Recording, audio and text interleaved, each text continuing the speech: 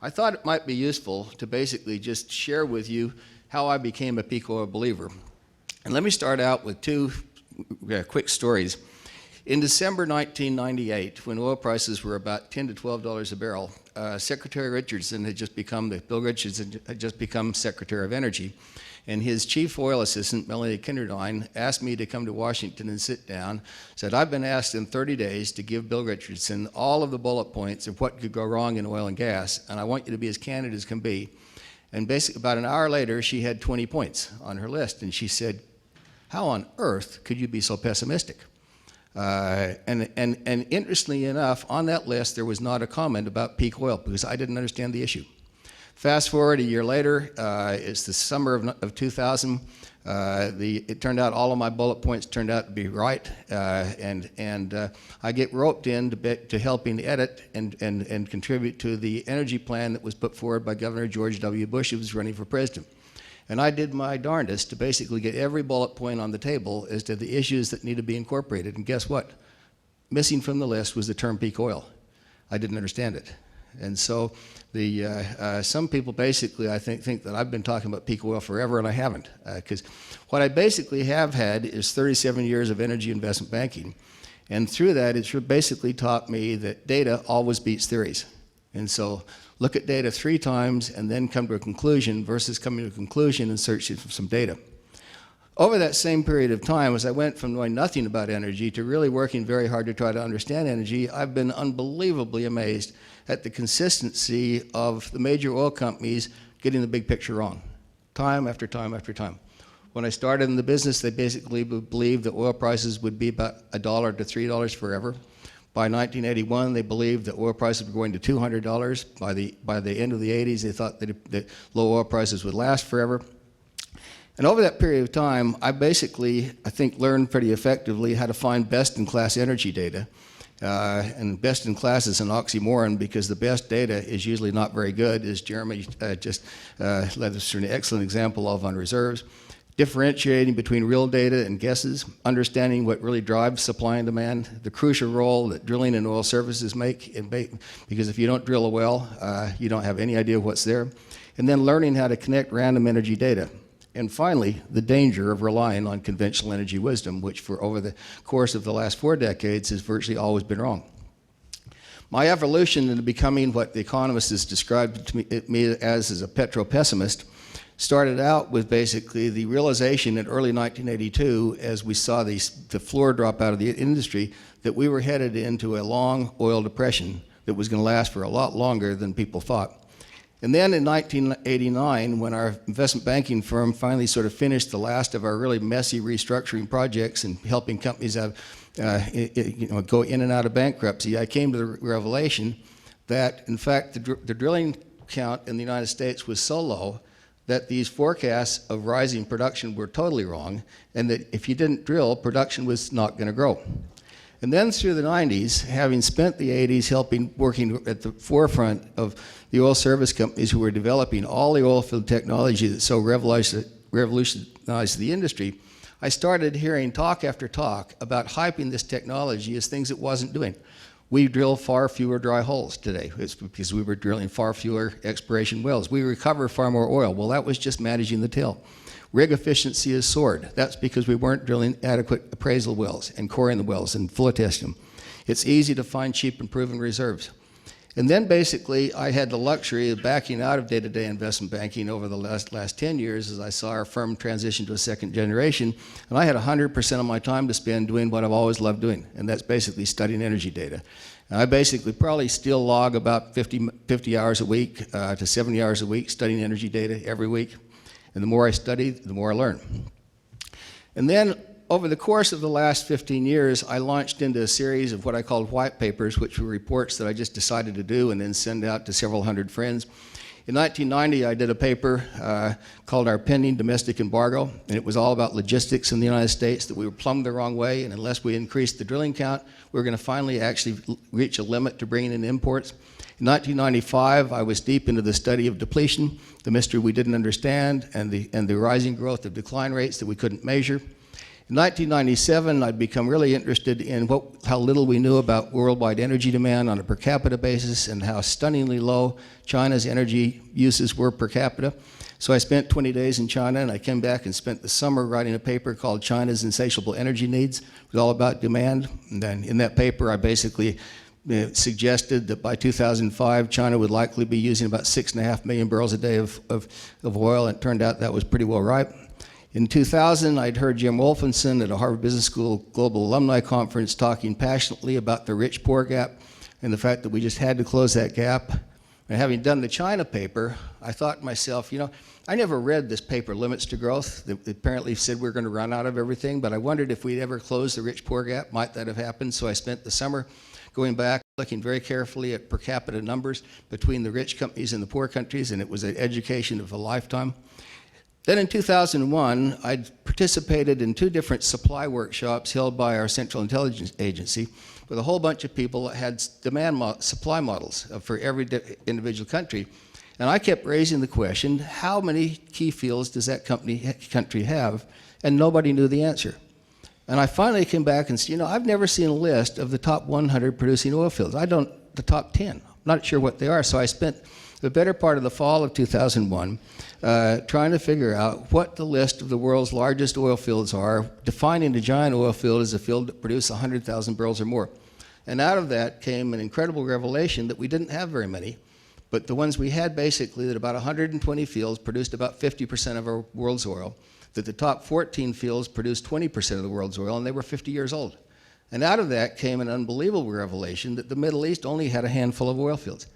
For some reason or another, I just assumed the Middle East had thousands of oil fields, and that wasn't the truth. Then how my depletion worries evolved into peak oil wells turned out to basically be a very chance visit that I took against my better judgment, and that should be February 2003, to Saudi Arabia. And coming back from that, I said something doesn't meet the smell test.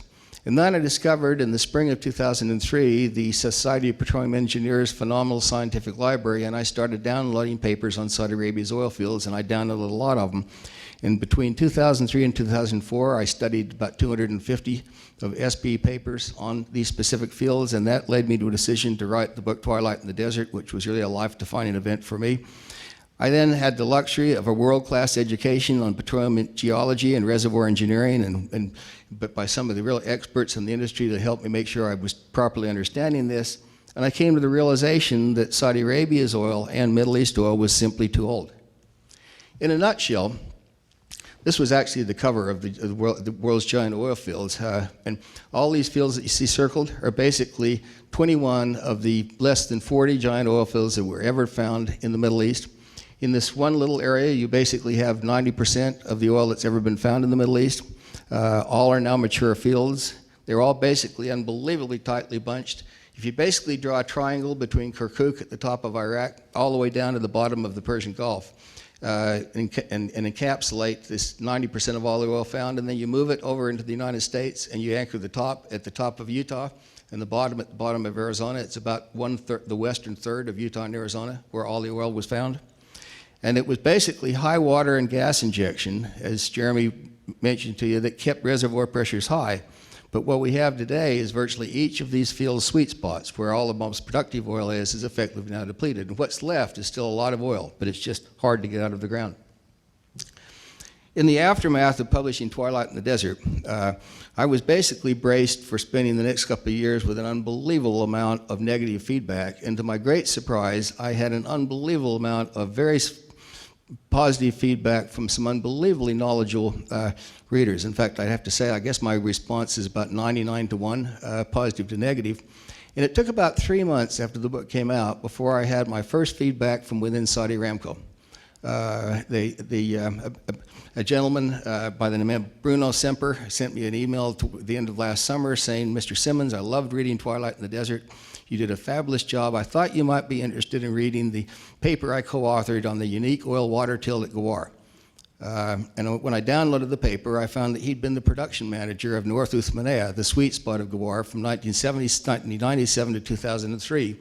And that basically was the first of what became about 25 to 30 of the senior Saudi Aramco executives that basically one by one said, "You did a fabulous job." You accurately describe the problems we're wrestling with. And what had apparently happened is that within Saudi Aramco, as the knowledge of this penny book grew, they all started imagining what the book said, that Saudi Arabia had run out of oil, that through incompetency they destroyed their oil fields. And in fact, that's not exactly at all what the book said. I also basically had an interesting education in the last 7 months of finally going back with some free time and updating my knowledge on the SP papers that have been written in the last year and a half. And in every single case, the magnitude of the problems have grown. And then basically I spend every week, as I started out saying, looking at energy data and circling data that's important and everything. What's rare to find today is a really piece of good news. The news is getting worse. And then I've had the interesting experience of having delivered keynote addresses at least 100 different energy talks around the globe, at 10 to 20 major universities, at scores of key oil towns. Just in the last 3 weeks, I had the opportunity of addressing the top 150 executives of Baker Hughes at the start of their 3-day planning. The Renewable Energy Conference in St. Louis that the Department of Energy and the Department of Agriculture did with 1,300 people. The Nova Scotia Offshore Conference 3 weeks ago. And in every case, you have phenomenal Q&A and feedback. And I have to tell you that it's been ages since someone said, here's a mistake I think you've made. In the Baker Hughes executives, after an hour of discussion of all these problems, what I got with every question was, first of all, I agree entirely with where you're coming from, but how do you answer this? And it was all lack of more data that people are so worried about. But in light of all of this, it's interesting to me to basically step back and see how vocal our energy optimists are that basically peak oil fields are wrong. This summer, we basically had 3 major reports that were published. The International Energy Agency had a medium-term oil outlook book come out. The Energy Information Administration had a book come out, and then CIRA had a report coming out in August. And in all 3 cases, they basically talked loud about our energy abundancy and the fact that demand was going to grow significantly and supply would meet that, and in all 3 cases, effectively, the prices were going to come down. ExxonMobil have run advertisements showing the fact that we can basically deliver about 120 million barrels a day of oil and without any supply constraints. And basically all envision major growth in oil and gas supplies while prices either stagnate or decline. And all are grounded in theories with little factual detail that we have abundant reserve appreciation, that technologies can continue to advance and accelerate, that we have a lot of yet to be discovered new oil, that we have vast amounts of stranded gas, that we have boundless unconventional oil and gas that will quickly become conventional, and that demand growth probably is going to falter. But an uncomfortable fact is that too many regions are now in decline. That modern oil field production programs were all aimed at maximizing net present value, which is basically get it out of the ground as quick as you can. And this accelerated field decline profiles. And once declines began, new wells drilled need to accelerate, which is why we've used up the entire population of high-quality drilling rigs. They're all now at work. We have no data of any validity to document oil and gas decline rates. We do have data that's very hard to obtain of individual field-by-field production profiles, but unfortunately, there are only about 5% of the fields in the world you can get that data on. And so we basically live in a world of uncertainty. There are many cases of field-by-field decline rates. Here are just a handful. This came out of a Saga petroleum report the year Saga was acquired, and it basically has 18 fields in the North Sea, and they all have this same sort of profile. Regions also peak. The North Sea became the only new significant supplier that we've had outside of Russia and the North Slope of Alaska in the last 4 decades. And it grew from a start of 5 to 10 giant fields to hundreds of small fields, but the smaller the field, the faster the field peaked. And the North Sea in totality peaked in 1999, totally unforeseen, almost 10 years before it was supposed to. And the declines since then have been steady and swift, and now the United Kingdom is no longer an oil exporter, and Norway's production is declining just almost as fast. What generally happens as peak approaches is best seen by the UK sector of the North Sea. Production growth becomes feeble, it wobbles at the peak, and then declines accelerate. And when you go from almost 3 million barrels a day to 7 years later, 1.5 million barrels a day, it shows you the power of decline rates. In the meantime, this wouldn't have been so bad had demand been modest, but demand has soared over the last 15 years. These numbers come out of the BP Energy Statistics book, which is the best data on natural gas, and the IEA's on oil. And it's just interesting to see that in an era when most people were worried that demand wasn't going to grow, our global oil growth was 16 million barrels a day between 1990 and 2005. And had the former Soviet Union not fallen by 5 million barrels a day, the growth would have been 21 million barrels a day. Had the former Soviet Union had any demand growth, it would have been higher, and natural gas on a barrel of oil equivalent grew by another 12.9 million barrels a day. So in 15 years, we basically added demand growth that was equal to what the Middle East today produces in totality in oil. How did we create so much added oil? Because it does show that the system was robust. Well, it's interesting, if you basically take that long list of countries that get you up to 16.9 million barrels a day, and then you have a lot of countries that are down less than 100,000 barrels a day. These aren't annual increases. These are increases over 15 years. And then you see the short list of countries that basically offset a quarter of that are in decline. If you then step back and say, let's look at the last 10 years, how did we do? Well, former Soviet Union non-OPEC supply has effectively been flat for a decade. And if you add the former Soviet Union growth, you get an increase of about 5 million barrels a day over a decade. If you basically compare the 1996 to 2006, taking the third quarter IEA numbers, you see an interesting list of countries that added a total of 7.7 million barrels a day, but you can see Russia and the rest of the former Soviet Union making up a third of that. And then offsetting that, you have a handful of countries that have basically lost 4.3 million barrels a day. So we're starting to get in a foot race between those that can grow and those that decline. How did OPEC fare over the last decade? Well, here's the list. It's interesting to see that 31% of their total growth came from natural gas liquids, not crude oil. And then you take the total list of countries, and at the bottom you see the declines in Venezuela and Indonesia that are starting to basically offset about a third of the rest of the OPEC countries. And then it's also interesting to see how companies can miss production declines.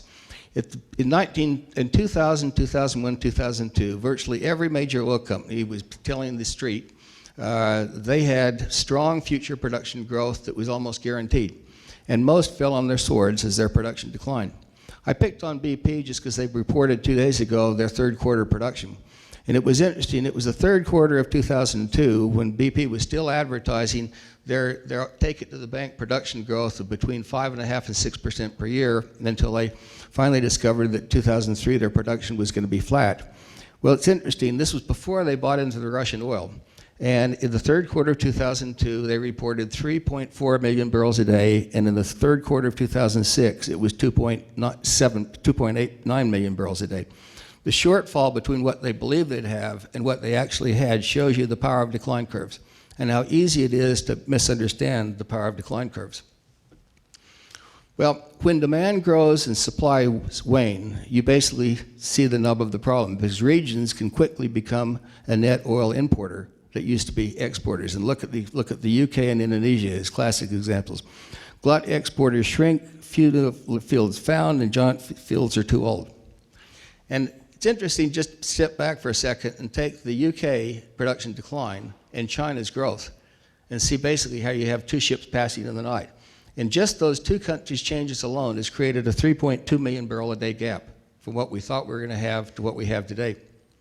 So many unpleasant truths make optimist hopes hard to fulfill. Historical data argues that the optimist theories are wrong. Energy demand growth has been relentless. Declining new discoveries are facts. The growing number of regions that have productivity decline, the lack of spare capacity, the mature strategic assets, the rusting infrastructure to sustain current production, the lack of people, drilling rigs, and new projects to sustain growth. There's clearly a disconnect between data and conventional energy wisdom, and rising prices and escalating price volatility are actually masking a lot of problems we're not paying attention to.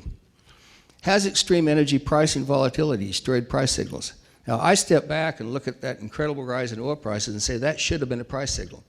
But the problem is we've created so much unbelievable volatility that the volatility has destroyed price signals. So energy reality as 2006 comes to a close is a plethora of facts argue that we are entering an energy crisis. The data is not perfect, but it's extremely alarming. The oil and gas, unfortunately, still makes the world work. And so as we start getting into a shortfall between supply and demand, it is a major issue. And as demand grows, supply gets more feeble. So the nub of the problem is what I would call a clash of ages. Demand is too young and supply is too old. Two recent signs of unsustainable state of the industry, where I just picked these out sort of randomly on Monday.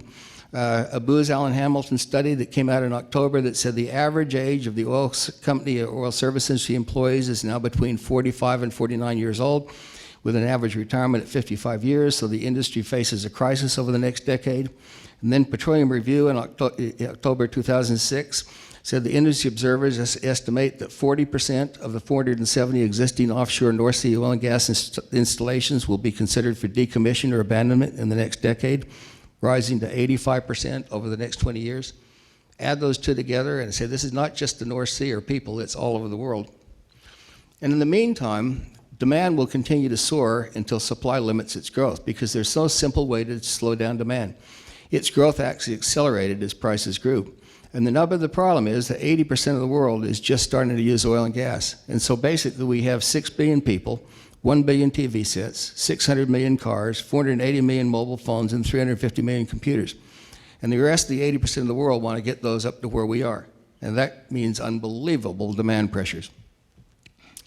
And in that highlight, in my opinion, when the Middle East peaks, so will the world, because no Middle East producer has any new large oil fields left, and vast spending is now underway to rehabilitate a lot of old fields, and the quality of Middle East oil is declining, and the pace of drilling is rising, and secondary recovery projects for the first time ever are now underway in the Middle East, and lack of transparency keeps us all in a fog. Let me just wind up with basically showing you some interesting numbers about Saudi Arabia's oil. First of all, how much does Saudi Arabia produce? Well, according to the BP statistical report, you see the numbers on the top line. Now that includes their share of the neutral zone and their natural gas liquids. According to the IEA Saudi oil supply study, the numbers are basically about 2 million barrels a day less than that. And then Saudi Aramco in their latest annual report, where they have a lot of visible statistics, have numbers that are sort of close to the IEA, but not quite. More interesting is how much of Saudi Arabia's oil do they export. The only piece of solid data in the IEA's Oil Monthly Report turned out to be Table 6, which are member companies' imports by key crude grades, because those are basically reportable events and they're taxable events, so you very accurately measure that. And it's interesting to basically go back and see between 2001 and 2005, Saudi Arabia's imports into the OECD have basically not increased at all. According to the Saudi Aramco report of the oil they've imported, basically they're importing apparently about 2.5 million barrels a day more than is coming into the OECD, and I would say that's impossible. The only country outside of the OECD that imports significant amounts of oil from Saudi Arabia is China, and those imports have grown from 200,000 barrels a day to 450,000 barrels a day over the last 5 years. And so which source can we believe? All can't be correct. And relying on media sources and unaudited reports is a very dangerous thing to do. Let me finally touch on 2 or 3 of the issues that get mentioned all the time as to why we're not going to have a problem. Oil field technology. Let me tell you what I believe it did do and did not do. The pros, it created the ability to find and produce oil to at least 1,000 feet offshore. That was real. And it began evolving in the early 70s, and it's evolved ever since then.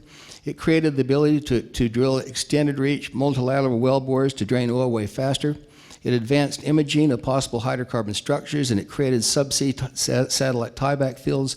The cons is it brought production to just-in-time maximized internal rates of return. And it avoided the need to properly define reservoir sizes through added appraisal wells that were cored and flow tested, which led to a lot of basically overbooking of what we thought were proven reserves because you didn't have enough data in the last 15 years to know the difference. And it clearly accelerated decline rates.